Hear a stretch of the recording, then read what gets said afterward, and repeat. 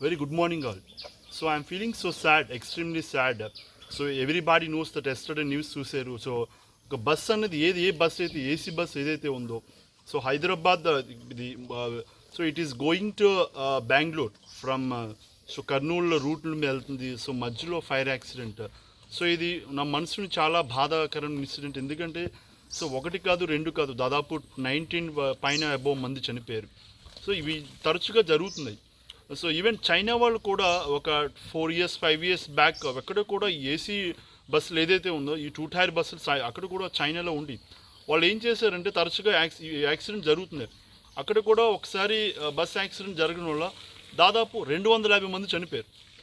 So తర్వాత ఏం చేస్తుందంటే చైనా గవర్నమెంట్ ఇంకా అది సో ఈ తరచుగా యాక్సిడెంట్లు అవుతున్నాయి, ఈ యొక్క సిస్టమ్ కరెక్ట్ కాదని బస్సు ఆపేసింది. తర్వాత ఇంకా అది లేదు. సో ఈవెన్ ఒక 10 days బ్యాక్ రాజస్థాన్లో కూడా జరిగింది యాక్సిడెంట్. అక్కడ కూడా చాలామంది చనిపోయారు.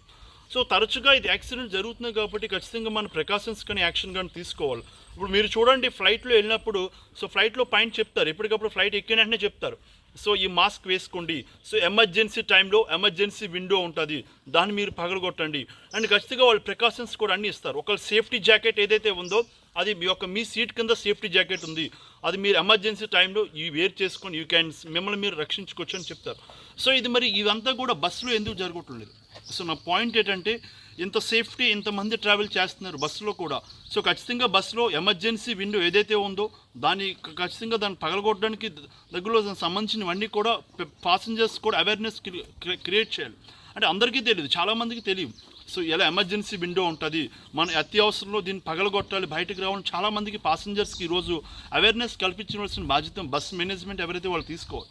బట్ ఇవి కూడా తీసుకోవట్లేదు, చాలా ప్రికాషన్స్ తీసుకోవాలి. ఎందుకంటే ఇక్కడ మనం మనుషుల ప్రాణాలతో చలగాటు మామూలు లైఫ్ కాదు, ఒక లైఫ్ పోతే సో ఎంత అనేది మీకు తెలిసి భూమి మీద ఏదన్నా వాల్యూ ఉందంటే మనిషి లైఫ్. ఇటువంటి లైఫ్ కోసం ఎన్ని మన ప్రికాషన్స్ తీసుకోవాలి. ఈ యాక్సిడెంట్ తీసుకుంటే ఖచ్చితంగా డ్రైవర్ నిర్లక్ష్యం మనకు కనిపిస్తుంది. సో వెంటనే అలెక్ట్ చేసి వాళ్ళ పాసెంజర్లు అందరినీ అలెక్ట్ చేస్తే వాళ్ళు బయటకు వచ్చింది. బట్ డ్రైవర్లు ఎస్కేప్ అవడం కూడా ఇది కరెక్ట్ కాదు.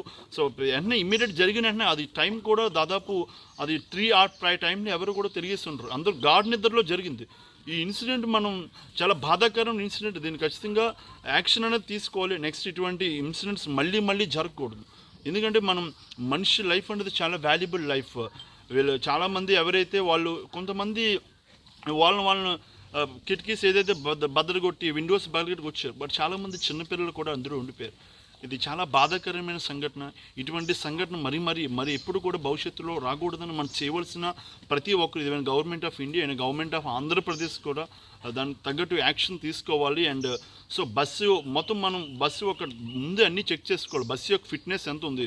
సో దీనికి సంబంధించిన అన్నీ కూడా చెక్ చేసుకుని ప్రజలందరూ కూడా, ఎందుకంటే ప్రాణం అనేది చాలా విలువ కాబట్టి ప్రతి ఒక్కరు కూడా చాలామంది ట్రావెల్ చేస్తున్నారు. ఈరోజు హైదరాబాద్ నుంచి కర్నూలు, విజయవాడ, హైదరాబాద్ లేదా విజయవాడ నుంచి హైదరాబాద్, లేకపోతే ఈరోజు నర్సీపట్నం నుంచి హైదరాబాద్ చాలామంది రోజుగా ఎక్కువ వేల బస్సులు ట్రావెల్ అవుతుంది. ఈవెన్ బస్ డ్రైవర్ కూడా వాళ్ళకి ప్రాపర్ స్లీప్ అనేది చూసుకోవాలి. ఎందుకంటే వాళ్ళు ప్రాపర్ రెస్ట్ ఉండాలి. రెస్ట్ లేకుండా డ్రైవ్ చేసినా చాలా ప్రాబ్లమ్స్ వస్తాయి. అండ్ ఎప్పుడు కూడా ఎమర్జెన్సీ అలర్ట్ అనేది ఎప్పుడు కూడా ఉండాలి. ఈరోజు బస్సులో కూడా ఎమర్జెన్సీ సిచ్యువేషన్స్ ఏమైనా వచ్చినప్పుడు ఎలాగ మనం ప్రికాషన్స్ తీసుకోవాలి, ఇవన్నీ కూడా ట్రాన్స్పోర్ట్ అథారిటీ వాళ్ళు కూడా అవేర్నెస్ ప్రజలు కల్పించాలి.